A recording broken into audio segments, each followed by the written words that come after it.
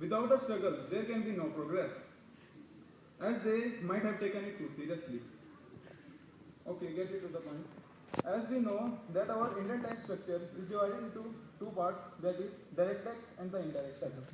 Direct tax. Why direct? Because it is personal in nature, its liability cannot be transferred by one person to the another. Like if I am doing a job and drawing a handsome salary, then I will have to pay income tax on the salary I have earned. So income tax comes under the head of direct tax.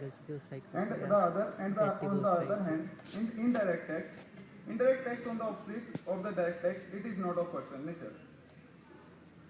As shown on the chart, the existing tax structure of our country, as all we know and studied. But now, with the passage of time, this tax structure is going to be changed into something like this. Oh, very good. As we notice that the direct tax is as it is, the changes were made in the indirect portion. But now there is no excise, service tax or VAT, as they were replaced by the GST. Under GST, there are two subheads. There are two subheads, interstate and the intrastate. Let's start with the later one, intrastate. Under intrastate, SGST and CGST will come.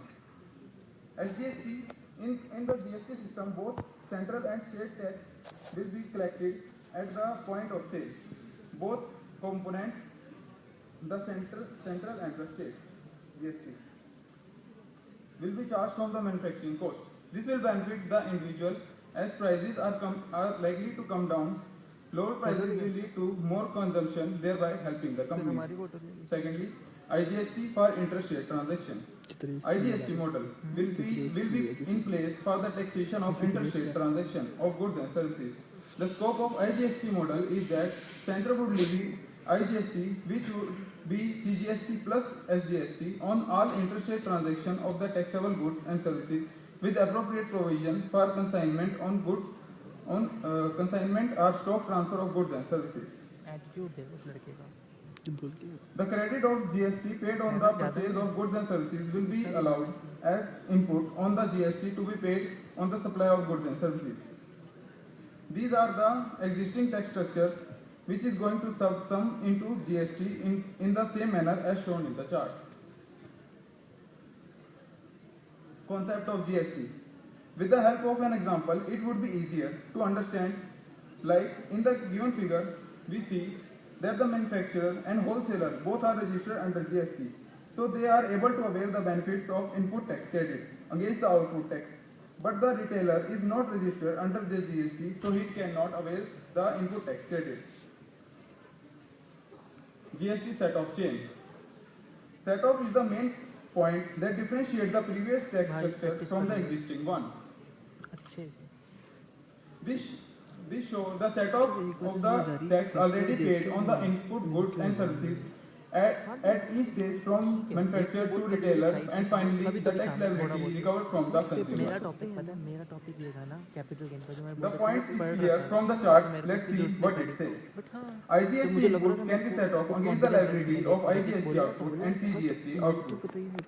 CGST input credit can be set off against the liability of IGST output and CGST output. Similarly, SGST output input tax credit can be set off against the liability of IGST output and SGST output. Benefit to the assessee. Increased tax revenues as depicted in the diagram. The rise in revenue to the government due to increase the number of taxpayers. Boost the export, thus increase the foreign currency inwards. Due to decrease in cost of product, the Indian brands will be able to compete with their foreign counterparts. Finally, and most importantly, it will reduce the tax burden. That was due to cascading effect of taxation. Now we will study the impact on import and export. Firstly on import. Incidence of tax will follow the destination principle. It means that the tax will be collected in that state where the goods were consumed.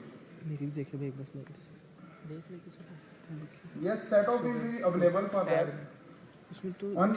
Now let's see about the export. अगर मैं ज़्यादा late हो गया तो तुम्हारे साथ ही share करूँगा फिर। GST on export कोई दिक्कत would be ना, zero बढ़िया rate. है। GST would paid by the exporter on the procurement of the goods and services will be refunded. फिर सुबह There is nothing new on export as exports are tax free in the previous structure. Some general points on GST. Registration under GST. PAN-linked taxpayer identification number with a total of 13 to 15 digits.